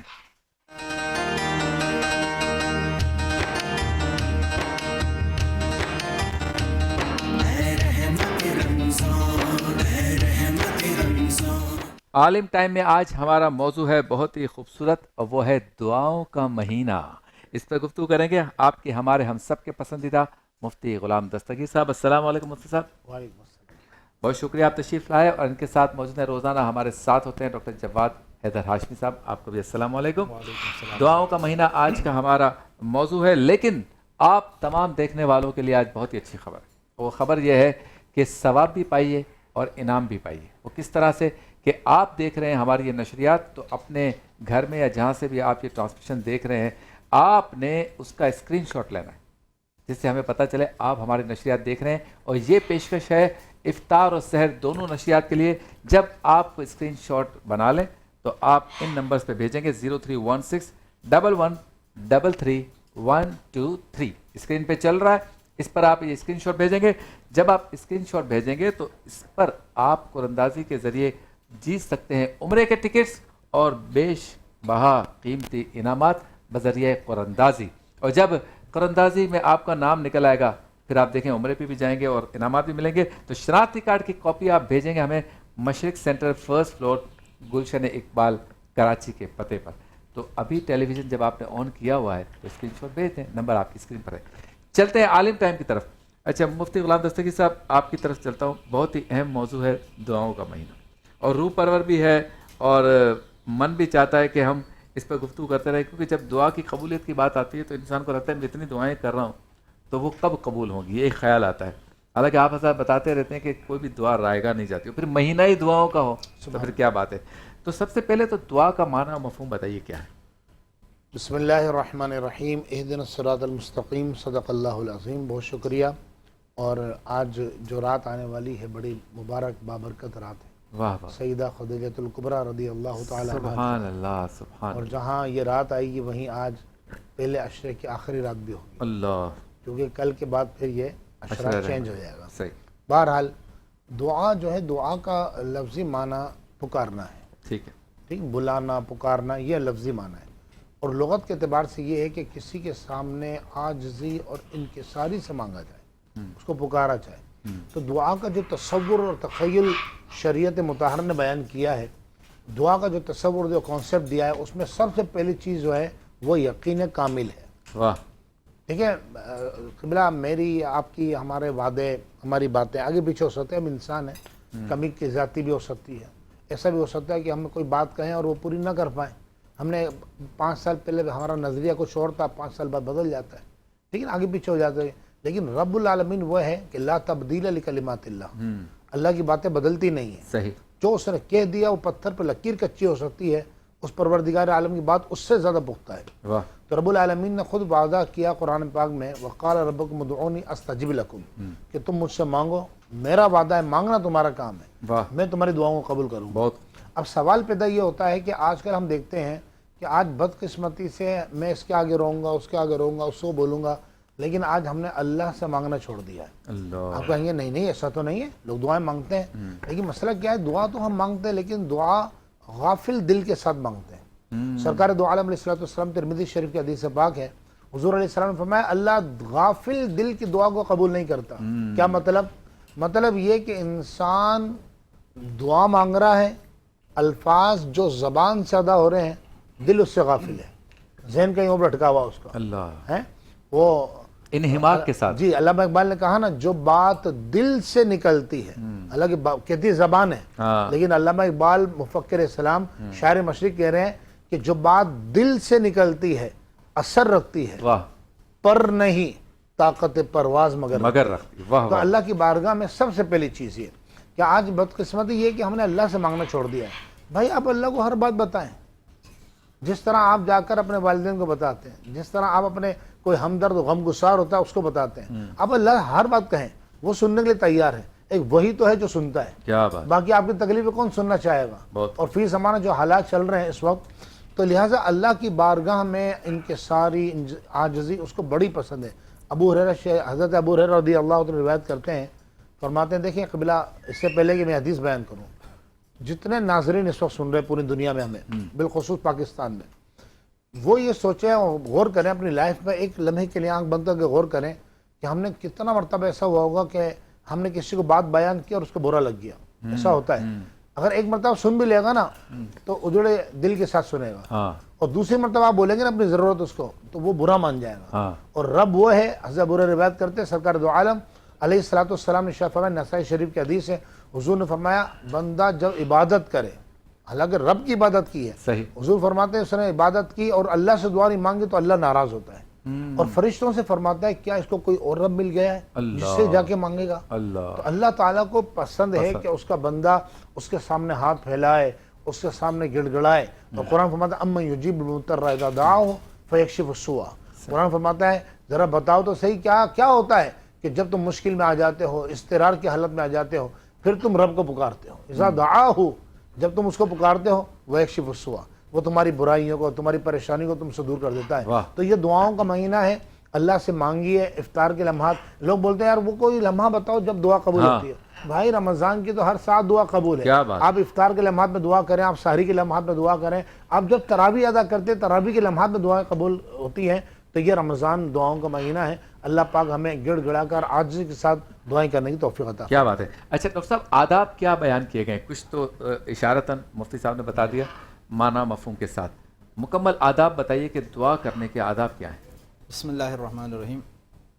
देखें, दुआ के जो आदाब हैं, जब तक उन आदाब का ख्याल नहीं रखा जाएगा उस वक्त तक हमारी दुआएं हो सकता है कि बारगाह इलाही में मुस्तजाब ना हों। आमतौर पर हम दुआएं मांगते हैं लेकिन दुआओं में उन आदाब का ख्याल नहीं रखते।